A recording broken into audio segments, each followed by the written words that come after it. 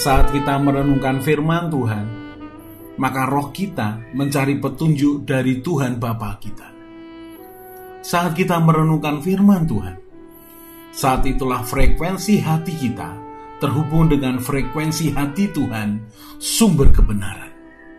Dan petunjuk yang didapat roh kita dari kebenaran firman Tuhan akan mengajar kita, menyatakan kesalahan kita, memperbaiki kelakuan kita, dan mendidik kita dalam kebenaran.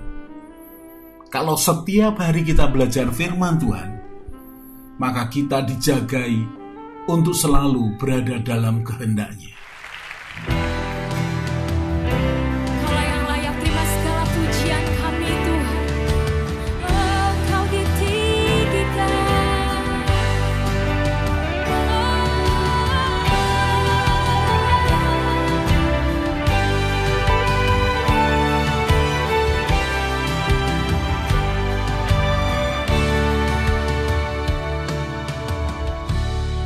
Ujilah aku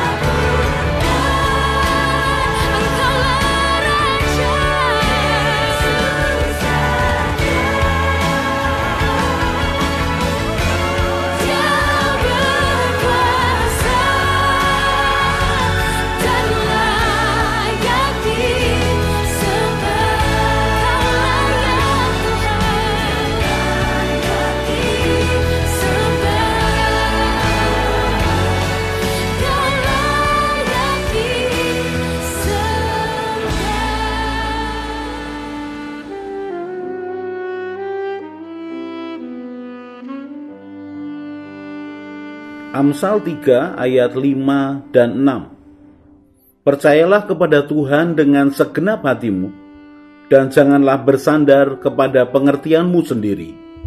Akuilah Dia dalam segala lakumu, maka Ia akan meluruskan jalanmu.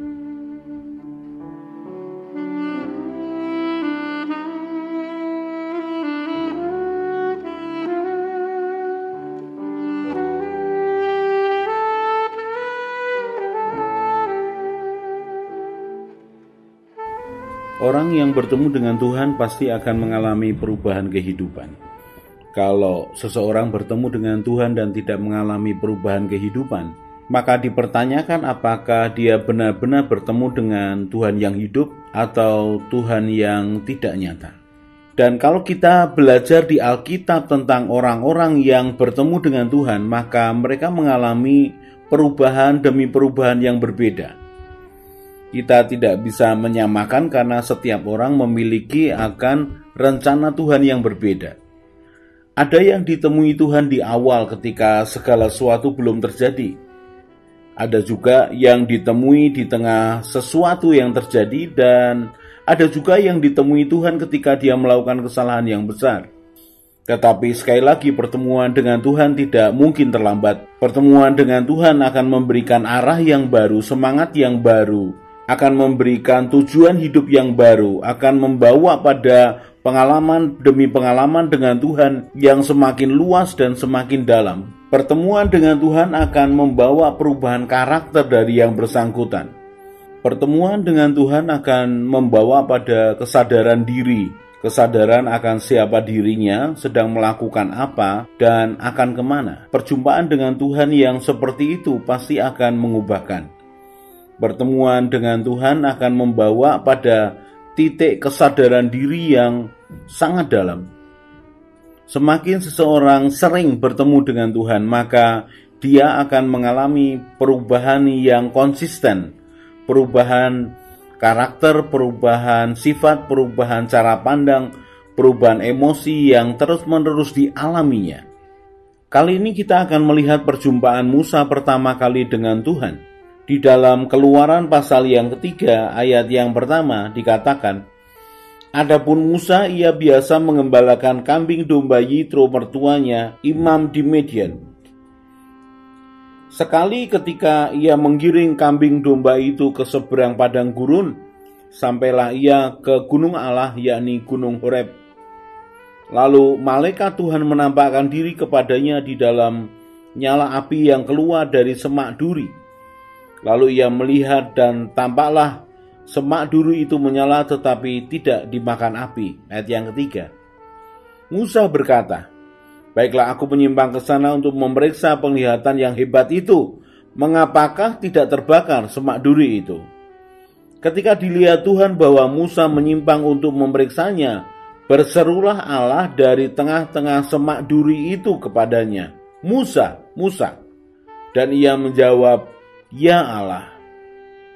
Lalu ia berfirman, janganlah datang dekat-dekat, tanggalkanlah kasutmu dari kakimu, sebab tempat di mana engkau berdiri itu adalah tanah yang kudus. Musa bertemu dengan Tuhan di Gunung Horeb. Musa pada waktu itu adalah gembala kambing domba milik mertuanya, Yitro, seorang imam di Midian. Musa lari dari bangsanya yang ada di Mesir ke tanah Midian. Musa tahu bahwa Tuhan memiliki akan rencana dalam hidupnya. Musa ditemui Tuhan di Gunung Allah ketika dia dalam pelarian. Tetapi bangsa yang dibelanya menolaknya. Kita bisa tahu dari Keluaran pasal yang kedua, ayat yang ke-14 dikatakan, tetapi jawabnya, siapakah yang mengangkat engkau menjadi pemimpin dan hakim atas kami? Apakah engkau bermaksud membunuh aku sama seperti engkau telah membunuh orang Mesir itu? Musa menjadi takut sebab pikirnya, tentulah perkara ini telah ketahuan.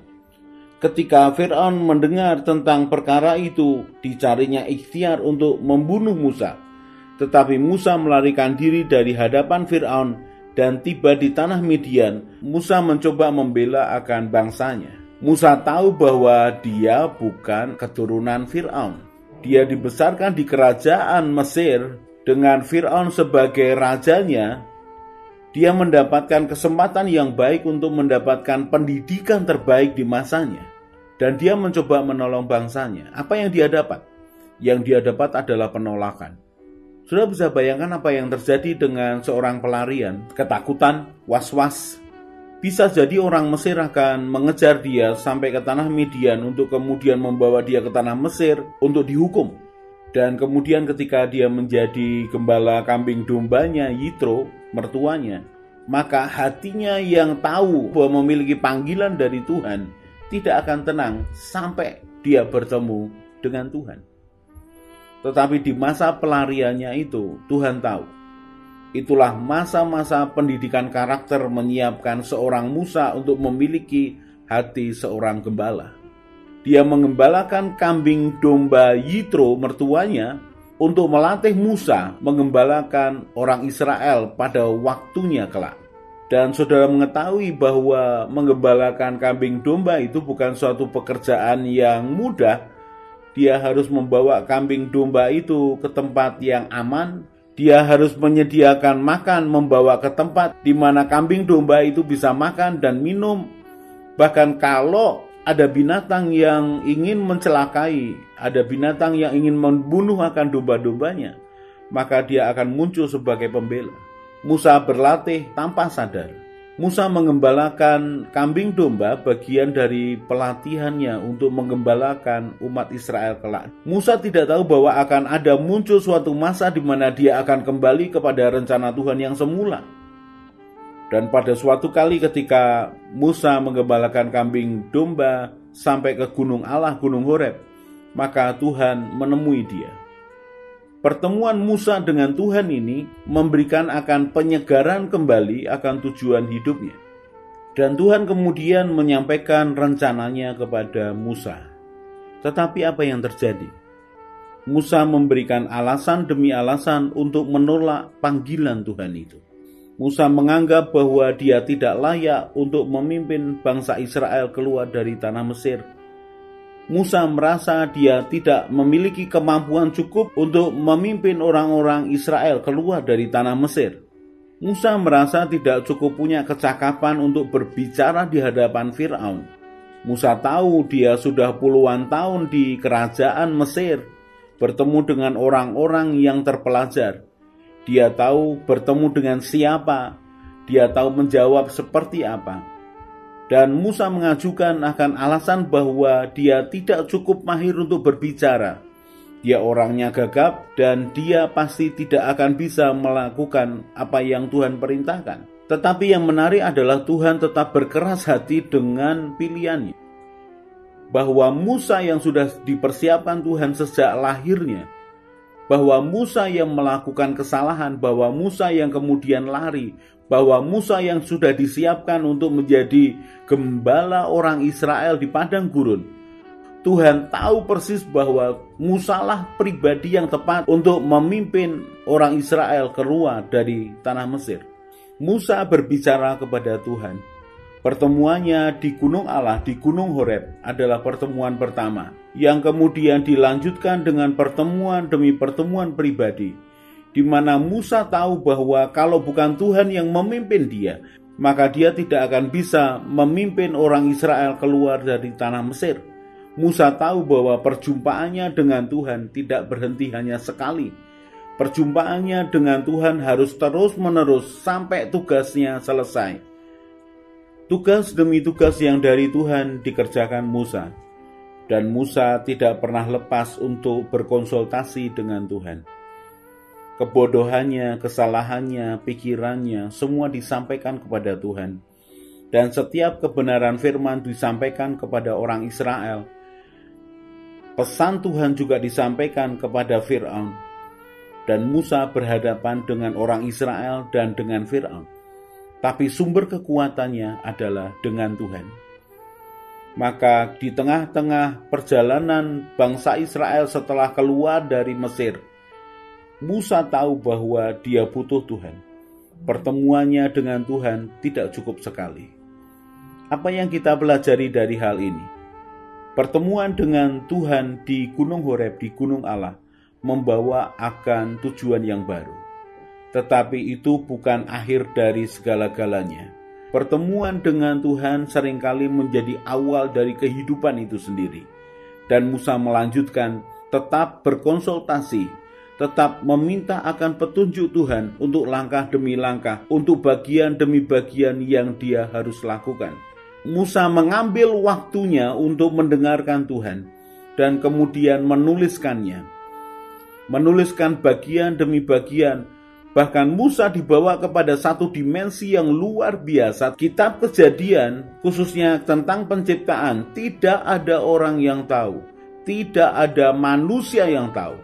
Tetapi Musa diberikan pewahyuan oleh Tuhan untuk menuliskannya bagian demi bagian. Perjumpaan dengan Tuhan bukan hanya membawa akan pertobatan. Perjumpaan dengan Tuhan bukan hanya memberikan akan arah kehidupan yang baru. Perjumpaan dengan Tuhan ternyata menjadi awal kehidupan yang baru. Perjumpaan dengan Tuhan akan memberikan pembaharuan kehidupan dari hari ke hari, sampai kemudian tugas yang diberikan Tuhan selesai. Bukan karena kekuatan Musa, tetapi karena penyertaan Tuhan, karena perjumpaan dengan Tuhan senantiasa.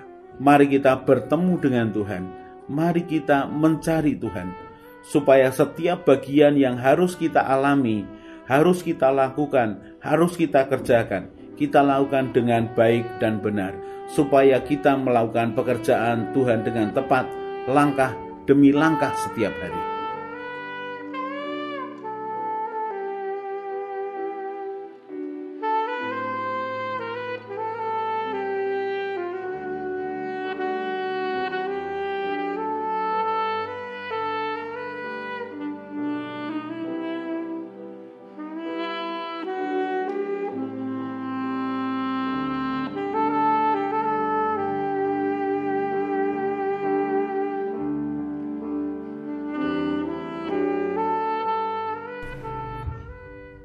Orang yang mencari Tuhan dengan segenap hati akan ketemu Tuhan.